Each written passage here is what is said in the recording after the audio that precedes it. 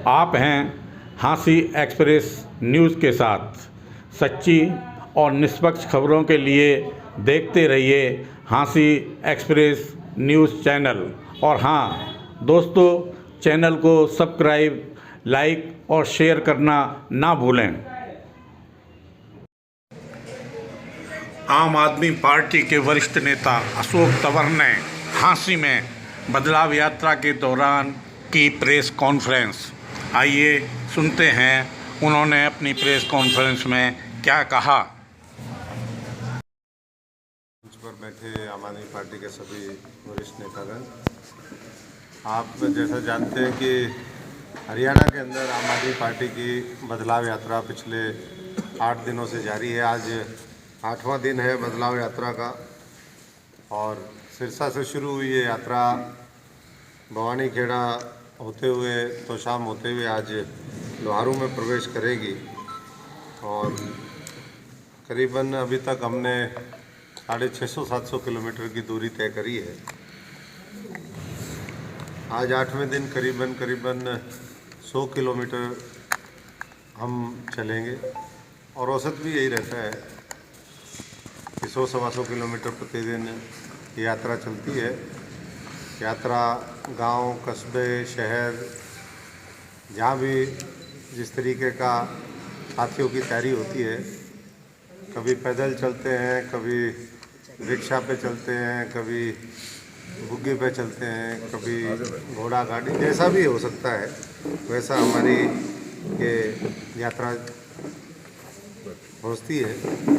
और अभी तक 15 विधानसभाओं में मैं व्यक्तिगत तौर पे जा चुका हूँ। 6-7 विधानसभाएं अगले 3 दिन में हम करेंगे। इस यात्रा के बाद आम आदमी पार्टी जींद की धरती पर महारैली करेगी।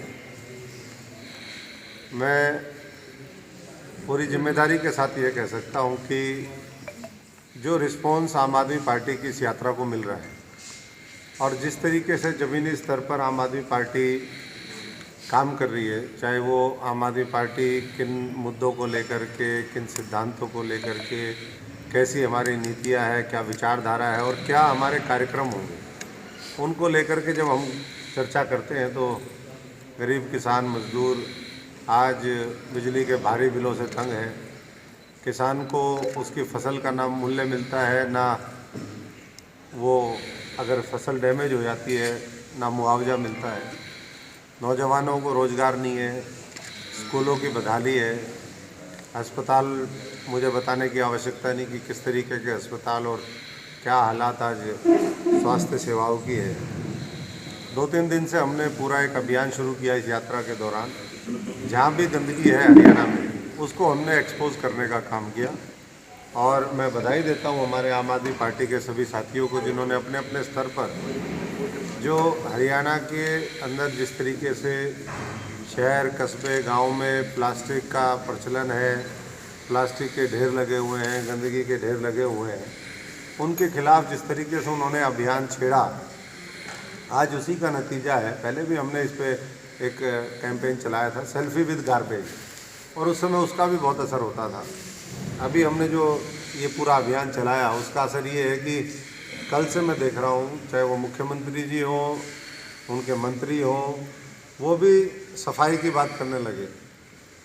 अब उनको लगा भाई अगर पूरा हरियाणा झाड़ू उठा लेगा तो बहुत दिक्कत में आ जाएगा मामला। तो थोड़ा थोड़ा कार्रवाई शुरू हुई है और जो मैं समझता हूँ कि अच्छी बात है। वर्तमान सरकार अगर सफाई में लगती है, लोगों को साफ़ सुथरा वातावरण देती है, साफ़ सुथरी राजनीति देती है, तो ये अच्छा है हमारे प्रदेश के लिए, हमारे देश के लिए। और बाकी नशा कितना है मुझे बताने की आवश्यकता नहीं है। नशे के मुद्दे को भी हम जनता के बीच में लेकर के जा रहे हैं, क्योंकि पूरा अगर हरियाणा आज देखें तो उसमें से 70-80% हरियाणा आज पूरी तरीके से नशे की चपेट में है। नशा चाहे वो जहरीली शराब पीछे आपने देखा, और उसमें जितनी भी आम आदमी पार्टी के अलावा पार्टियां हैं वो सब लोग नशे के इसमें शामिल पाई गई। मिलकर के कारोबार करते हैं और इसीलिए नशा माफिया इस हरियाणा के अंदर हावी है। चाहे वो जहरीली शराब बेचने वाले हों, चाहे चिट्टे का कारोबार करते हों, चाहे दवाइयों के नशे की बात करें। और सत्ता के नशे में चूर जो गठबंधन सरकार है, कहीं ना कहीं वो नशे के कारोबार को आगे बढ़ा रही है, ये लोगों का मानना है। और इसलिए लोग ये मानते हैं कि जैसे पंजाब में उड़ता पंजाब था, आज उसको बदल करके पंजाब में नशे के ऊपर रोक लगाई है, वैसे ही भविष्य में आम आदमी पार्टी हरियाणा में भी नशे के कारोबार को ख़त्म करेगी। माल्टा मस्ती, ये किसी ने कहा हमें, बोले माल्टा मस्ती सबसे सस्ती उजाड़ दी जिसने हरियाणा की बस्ती। तो हरियाणा में जिस तरीके से नशा चल रहा है, मैं समझता हूँ कि इसके ऊपर अंकुश लगाने का हम लोग मिल कर के काम करेंगे। और नौजवान पीढ़ी से भी हम ये अनुरोध और आह्वान करते हैं कि वो भी इस नशे की खिलाफ जो मुहिम है उसमें बढ़ चढ़ कर के हिस्सा ले और नशे से बचे।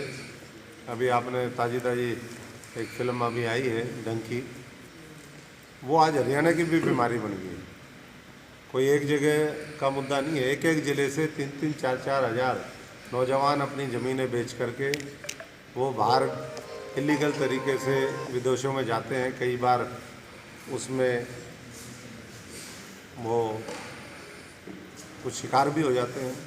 हमारे बहुत से साथी, पीछे न्यूज़ आती थी कि वो बॉर्डर क्रॉस कर रहे थे, उसमें इस तरीके से उनको मार दिया गया।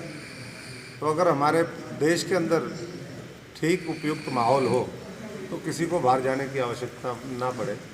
और घर वाले भी इसलिए एग्री कर जाते हैं कि बच्चा नशे की तरफ जाएगा, रोज़गार यहाँ पर है नहीं।